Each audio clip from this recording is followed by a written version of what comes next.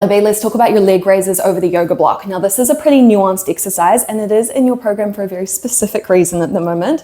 And that reason is we're trying to build hip flexor strength and core compression so that you can get your toes to bar. And this is obviously going to translate to general core strength and just feeling like a weapon. Now, like I'd said, it is quite a nuanced exercise and there are a lot of subtleties to it in regards to how you progress it. So you had asked, where should my hands and like torso be? Should I be leaning back or should I start to sit upright? Now, the simple answer is it really depends on where your strength is at the moment, because you eventually want to go from leaning back to upright to leaning forward. We're going for that core compression, right? So if you think about toes to bar, you're hanging from the bar and your toes come up above your hands and your thighs and your knees are like right in your face. So on the ground, we can start to build that compression strength here while also getting that hip flexor strength so that we're folding in half, essentially. We're building that strength there and not getting toes to bar with like super bent knees. That's kind of the goal. If you watch CrossFitters, they don't really give a shit about your hip flexors, but if you watch gymnasts do toes to bar, they are folded in half because they have the core compression and the hip flexor flexibility and strength. So we're trying to build that, okay? And obviously it's going to take time, but this drill is beautiful for it. Now, for you want to figure out, where do you start to feel some intensity?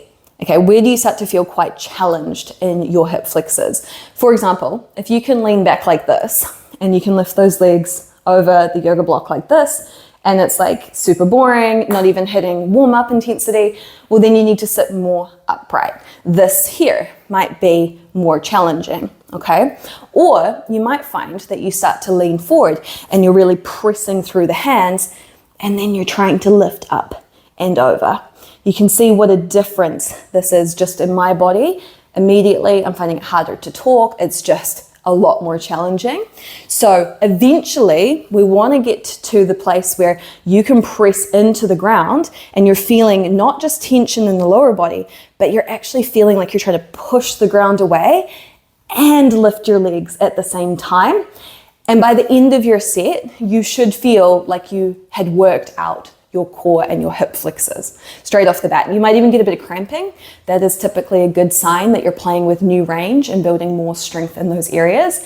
But that is kind of the nuanced answer. And obviously it's really hard to type that out. It's easier to show you and kind of explain it. So there's no right or wrong answer to where your torso should be at the moment. We've got to figure that out as you continue to film this exercise. This is one that I would recommend filming every single week so that we can kind of keep a track of those small changes and those small progressions of how much closer your chest is getting to your thighs and how much higher your foot is going over the yoga block. Because this is kind of your secondary progression, right? You can go from the lower end where you're lifting up and over like this to a higher yoga block or a higher water bottle or something, and you can go up and over.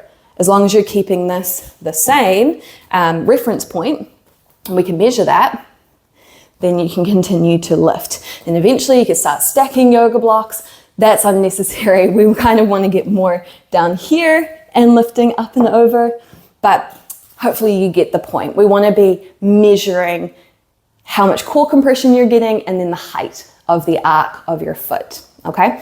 So hopefully this made sense. Let me know once you've watched this. Send me the word watermelon so I know you watched to the end. And then film your next set and then we can track kind of where you get that crampy, challenging sensation.